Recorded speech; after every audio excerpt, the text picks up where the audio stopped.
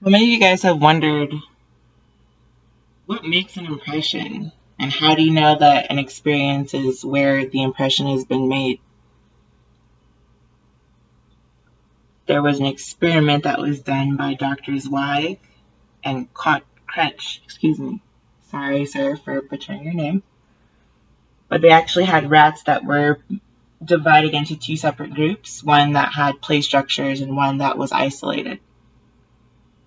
The ones that were dissected after, being observed carefully during their life cycle, did actually show that play structures and toys helped the development of the rat's brain, and that their cortexes ended up being heavier and thicker because of it.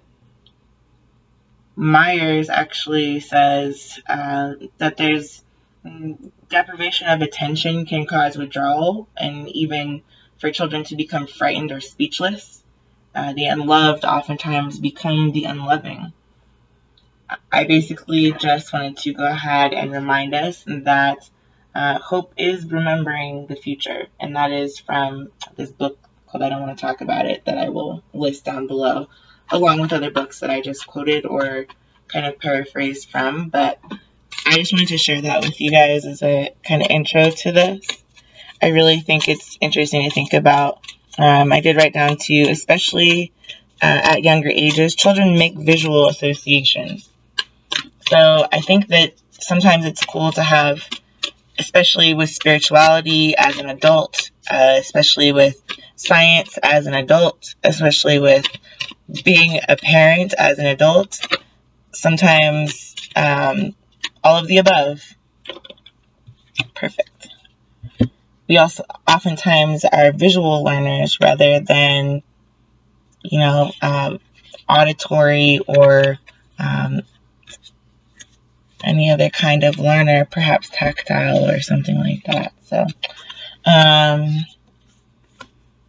all right. So I just wanted to go ahead and also pull a serenity prayer. We'll do this one. The mind set on the flesh, the mind set on the flesh is death, but the mind set on the spirit is life and peace, because the mind set on the flesh is hostile towards God, for it does not subject itself to the law of God, for it is not even able to do so. That's Romans 8:6-7, which is interesting. It's about the abilities or the limitations of oneself, one's body, one's entity, and one's being.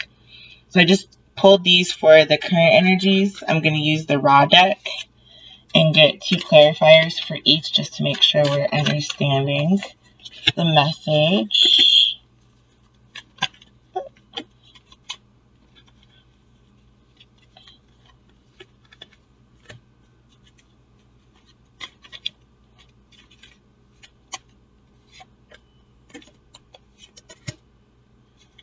One more.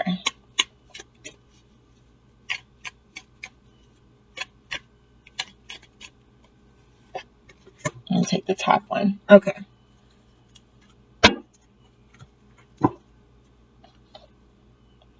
So the first card that came out was Death.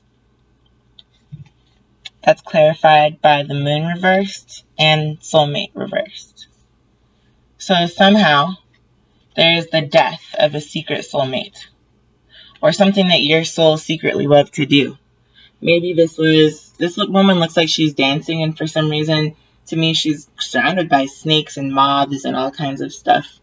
Poppy flowers and all kinds of stuff. Maybe this woman has transformed and is more able to express herself in death, not wanting to secretly be this loving anymore.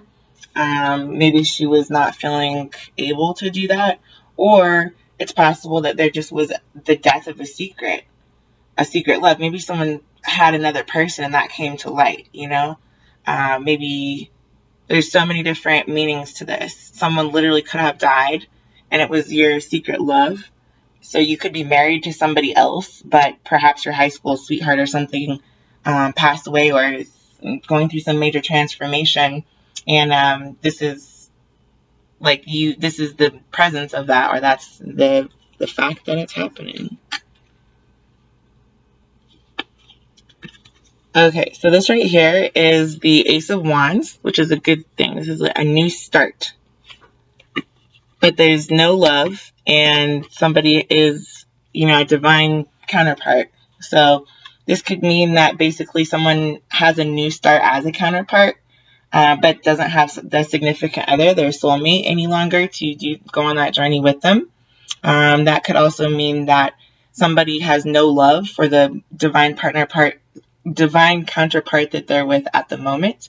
This could also mean that, someone has a brand new start or a brand new beginning that is not very kind or very, very loving towards perhaps divinity, the divine goddess. This is specific energy. This is specifically women's energy because it does say goddess versus God. I just wanted to point that out. Okay, and then last portions over here. So we have the Strength card, which is also potentially a Leo. This also could be a Scorpio, just so you know. But this could be a Leo, the Strength card. There's a lion right behind her, so you can kind of remember that. But this person is not healing from being ungrounded.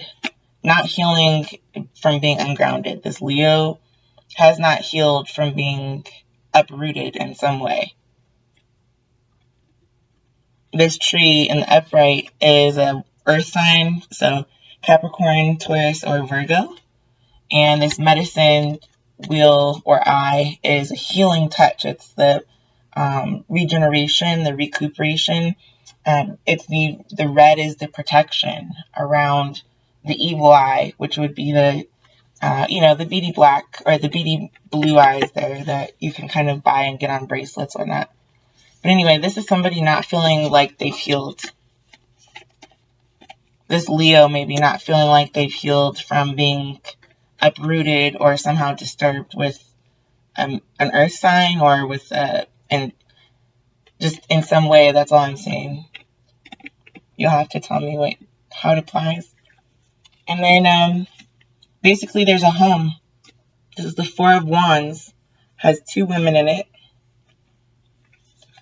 So there's no courage and no foundation. So basically somebody's not able to stand up on their own 2 feet about something.